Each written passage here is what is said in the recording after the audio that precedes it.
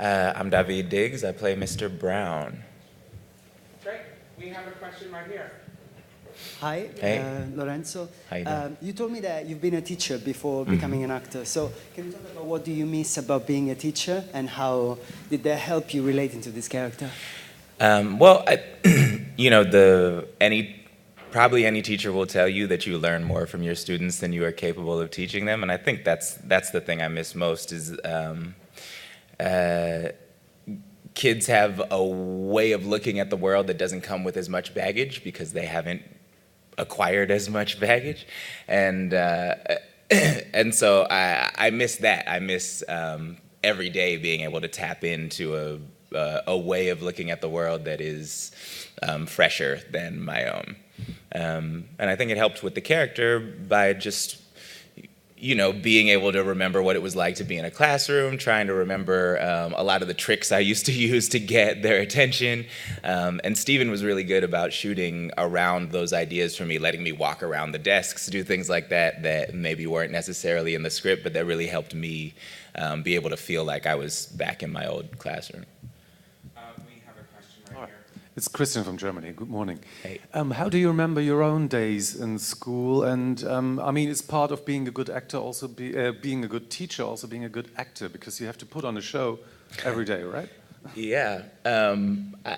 So in school, I remember liking school mostly. I think middle school, that age that Augie is entering is like probably tough for most people. And mine was pretty tough, but I earned it. I was like a weird kid. But I think, yeah, teaching is a lot like acting. I actually think it's more like doing rap shows for me. The thing about a rap show is it's when you're performing is it's about managing energy, right? It's about understanding where your audience is and how we get them energetically to where they need to be in order to understand the music that is happening. And teaching is a lot like that. It's very sort of coming into the room and being like, okay, my students are all asleep right now.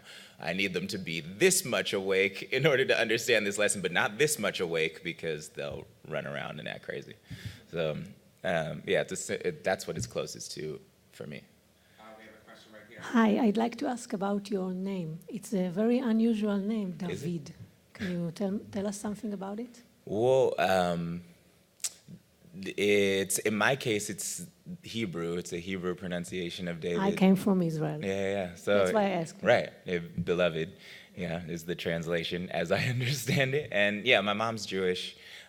When I was born, my parents had 7 dogs, all with Hebrew names: Mezuzah, Delilah, Hamantash, and Shlomo. So I was just the next in line. And so they named me David, but they spelled it with 2 E's in hopes that people wouldn't call me David, but it doesn't work. We have a question right here. You just pass the mic over. Thank you. Good morning. I'm Christy.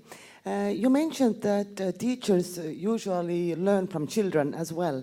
So I would like to ask what you learned on the set from the children. Oh man, I learned everything from the kids on set. This was my first movie, so those kids were way more professional than me.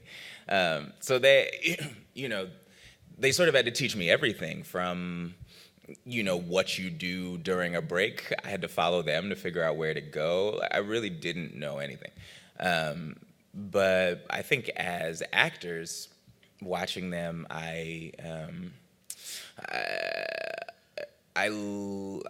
one of the things that I try to take with me that I got from them, that I take with me to other sets, is how aware they all were of the energy in between takes. So all of them, you've seen the film, right? All of them are incredibly gifted actors and really great at performing. When you call cut on a set, it's sometimes really easy for the energy to disappear in the room. And what those kids were really great at is understanding, some people are feeling a little tired. Let's play a game, or let's tell jokes, or let's make sure we're going to be here all day. Like, let's make sure that we have the energy that we need to get through the thing.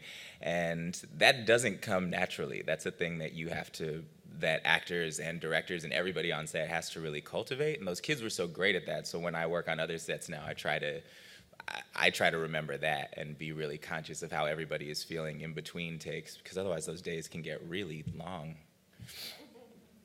We have a question right back here. Hi.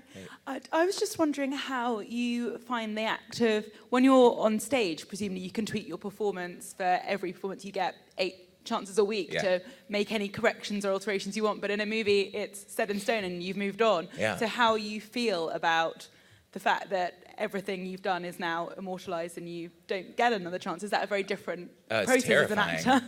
Yeah, no, I'm terrified of it. I think I'm still riding a little bit on some blissful ignorance of the process. So, but it's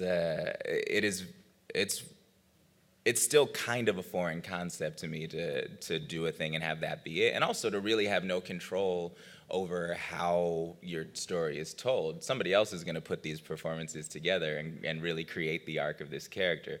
So the stressful part about that is that you want to make sure that you are happy as an actor with every take, because they could use any one of them. They don't have to ask me which take to use. But hopefully you are working, on this film, what I was so pleased by when I watched it was that, if you trust your collaborators, if you are working with a director that you trust, it's probably going to be all right. No one's trying to make you look bad. So, and this one, I was so pleased when I watch it. I have a hard time watching myself always, and I watched this one and didn't want to run out of the theater. So, that to me, that's a positive. That's a win.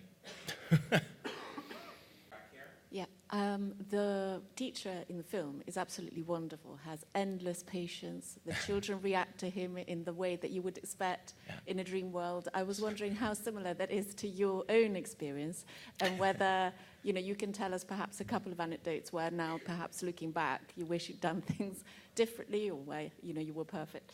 Yeah, I think Mr. Brown is definitely a better teacher than I was in a lot of ways. But I think, I think in the film we're seeing moments that are useful for the story and that are relatively good, but certainly there are bad days. I think you see a hint of it with that fight that happens in the hallway. Like, those are things that happen in classes. And I definitely, I remember having to, I hated to send kids out of class, but there were a couple times where it just got so out of control, and that was probably my fault. It was probably, me leading a lesson that was too wild or too just different, out of the norm for some kids to handle. I was also not a full-time, I was a workshop style teacher, so I was coming into other classrooms and teaching poetry units or teaching workshop-based stuff. So I had a little bit of an easier job, and that kids were always excited to see me because I wasn't their teacher. But even still, I think sometimes if you do something that requires a sort of different kind of structure, and maybe the class wasn't in that mode or the kids weren't ready for it, sometimes, I remember having to send a couple kids out of class, which I hated doing, because kind of one of the reasons I was there was to try to have something that was more useful for the kids who were problems, right?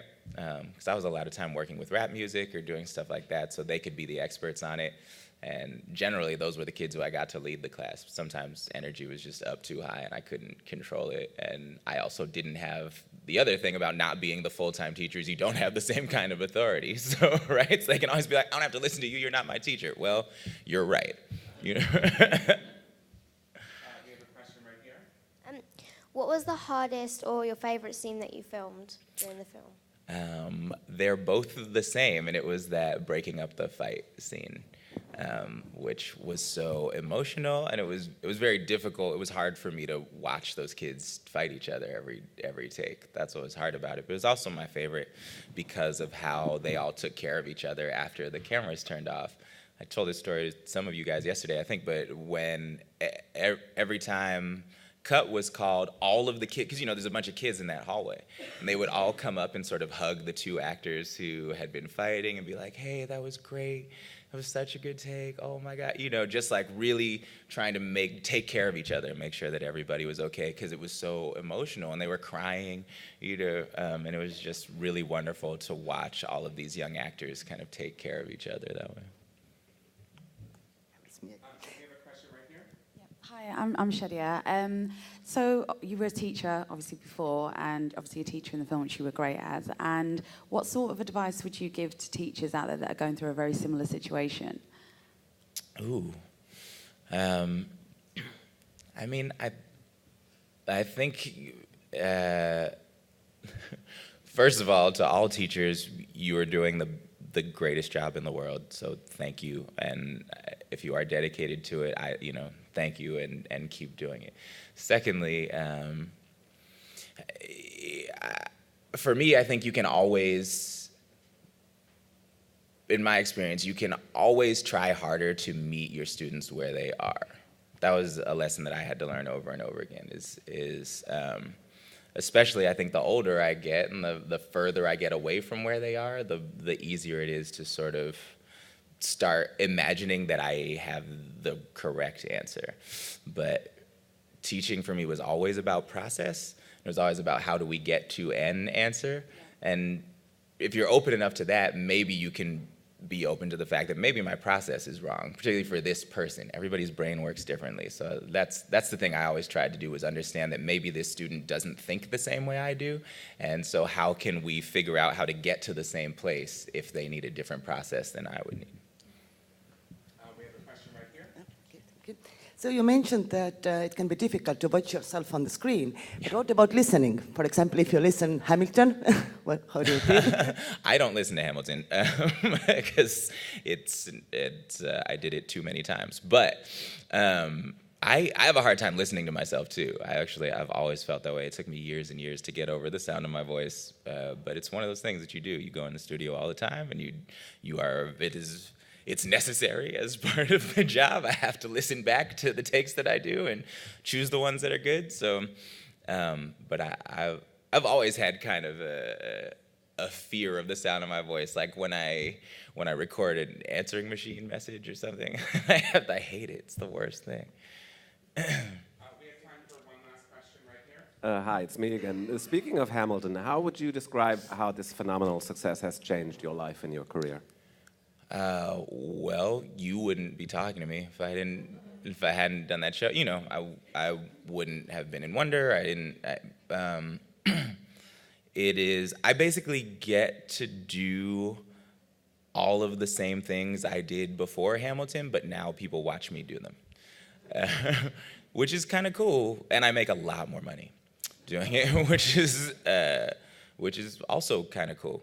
So I don't know, but it's been an interesting ride, and I am skeptical about it. I don't know how long it will last, and so because of that, I think it also makes me treat kind of every opportunity as precious. So I am working a lot right now and trying to do all of the things while people still care what I have to say. Ladies and gentlemen, you're watching Hey You Guys! Hey You Guys, huh? Hey You Guys. Is that from the Goonies? It is indeed, yes. Nice. Hey